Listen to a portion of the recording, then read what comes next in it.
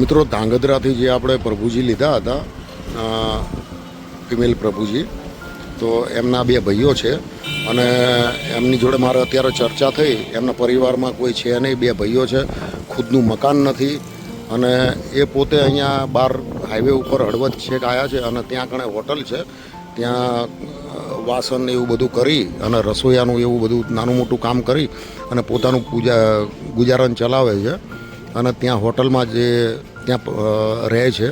બાકી એમને પોતાનું મકાન નથી.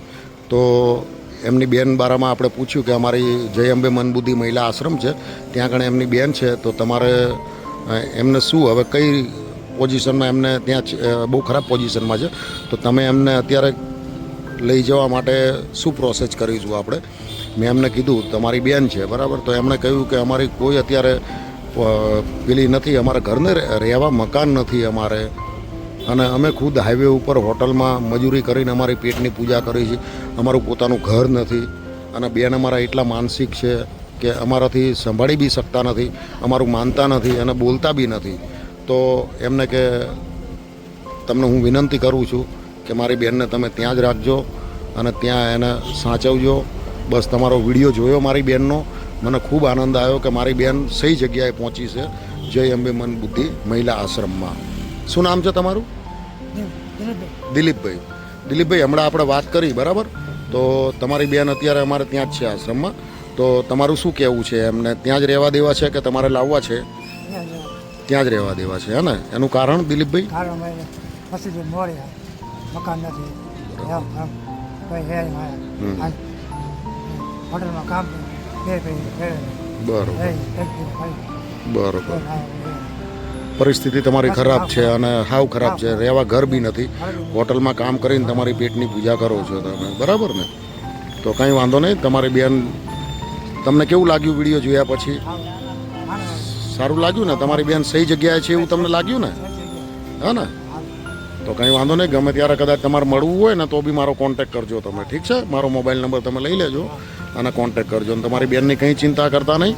અને તમારે બી કંઈ જો અત્યારે તમારા આગળ પાછળ તો કોઈ છે નહીં બરાબર, તો તમને બી ક્યારેક કુદરત ના કરે ને એવી કોઈ તકલીફ પડે, કોઈ કંઈ તમારે હાના બીમારી જેવું લાગે તો તરત મને કોલ કરજો, હું તમારી દવા બવા કરાવડાવીશ, ઠીક છે? તમને રહેવાની, ખાવા પીવાની, દવાની બધી વ્યવસ્થા હું કરાવી આપીશ, બરાબર? આ ભાઈ ઓછું સાંભળે છે, હે ને? તો ચલો, એમને તમારું શું નામ છે? રમેશ? કમલેશભાઈ.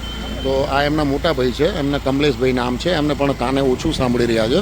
તો કંઈ વાંધો નહીં, આપણે બધી ઇન્ક્વાયરી કરી લીધી છે અને આપણે આશ્રમમાં બી અશોકભાઈ જૈન છે, બિપિનભાઈ પટેલ છે, એમને આપણે રિક્વેસ્ટ કરીશું. એમાં રિક્વેસ્ટ કરવાની તો કંઈ વાત જ નથી આવતી, ખાલી આશ્રમમાં કહેવું જ પડે છે કે અશોકભાઈ આ રીતની પોઝિશન છે એમના ભાઈની, રહેવા ઘર નથી અને હોટલમાં મજૂરી કરીને એમનું પેટની પૂજા કરે છે. બંને ભાઈઓએ પાછા લગ્ન બી નથી કરેલા, કારણ કે એમની પરિસ્થિતિ એટલી ખરાબ છે. તો આપણે બી સમજી લઈએ કે એમની પરિસ્થિતિ એટલી ખરાબ છે. તો એમણે આપણે વિનંતી કરી છે કે મારી બેનને તમે ત્યાં જ રાખો, કે અહીંયા ખોટા એમને બેનને બહુ હેરાન બી કરતા હતા લોકો, અમને એવો મેસેજ હતો, બહુ હેરાન કરતા હતા લોકો. હા હા, દારૂડિયા, એમનું કહેવું છે દારૂડિયા બી બહુ હેરાન કરતા હતા એમની બેનને. હા હા, બહુ હેરાન કરતા હતા દારૂડિયા. હા, કંઈ વાંધો નહીં. આપણું આશ્રમ જોયું ને તમે, કેવું છે? સ્વર્ગ જેવું છે, બરાબર? તમારી બેનની કોઈ ચિંતા કરતા નહીં તમે. હા, સાચવીશું અમે, હા ને? અને અમારા આશ્રમમાં ટ્રસ્ટી બી ભગવાનના માણસ છે, અશોકભાઈ જૈન છે, બિપિનભાઈ પટેલ છે, દાતા, એ ભગવાનનું સ્વરૂપ છે અમારા માટે. તો અમારા માટેની અંદર આશ્રમમાં જેટલી બહેનો છે ને બધા માટે એ ભગવાનનું સ્વરૂપ છે, એટલે તમે કોઈ જ જાતની ચિંતા કરશો નહીં, હા ને? તો મિત્રો જોઈ લો તમે, આ રીતે અમુક ટાઈમ પરિસ્થિતિ ડાઉન હોય તો આપણે આપણી રીતે બધી તૈયારી રાખવી પડે. અને અમારા અશોકભાઈની ને બિપિનભાઈ પટેલની ફૂલ તૈયારી છે આ રીતે મહિલા પ્રભુજીને સાચવવાની. જય માતાજી, જય દ્વારિકાધીશ.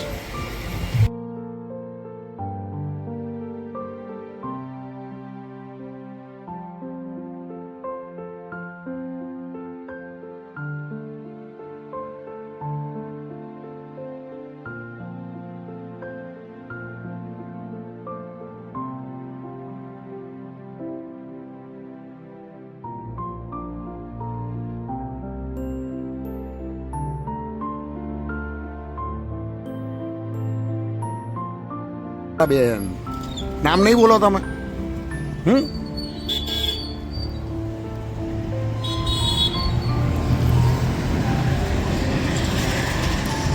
ચા તો પી લો. ગાંઠ કેમ વાળો છો? ચા પી લો ને, પછી પીશો. કન્ફર્મ? તો હવે નામ તો કહી દો મારા બેન. નામ નહીં કહો મને. શું નામ તમારું? નામ શું તમારું? ઓ મારા બેન, બોલો નામ તો બોલો તમારું. કઈ વાંધો નહીં, આ તમે છે ને ચા પી લેજો, હા ને? શું કીધું? ચલો હું જાઉં ને હું. હાટ મૂછું છે, મૂછું આવી. ચલો આવજો બેન, હા ને? જાઉં ને હું, પછી મળીશું આપણે, ઠીક છે? તો મિત્રો વાતચીત આપણે કરી પણ કંઈ જવાબ આપતા નથી, જો કે બોલતા જ નથી કંઈ.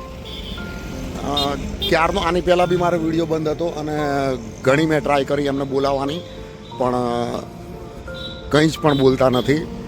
તો કંઈ વાંધો નહીં, આપણાથી અત્યારે તો હું મારી ફેમિલીને લઈને આવ્યો છું. એ બધા અહીંયા અંદર ગામમાં શાકભાજી લેવા ગયા છે. તો મારી નજર પડી એટલે આપણે ઇન્ક્વાયરી બી કરી. આજુબાજુમાં હોટલવાળાને, ચાવાળાને બધાને પૂછ્યું મેં, તો કે આ બેન આ રીતે જ ભટકતા રહે છે. અને કોઈ એ રીતના જ કોઈ ભિખારી ટાઈપ એની બાજુમાં બેઠો હતો.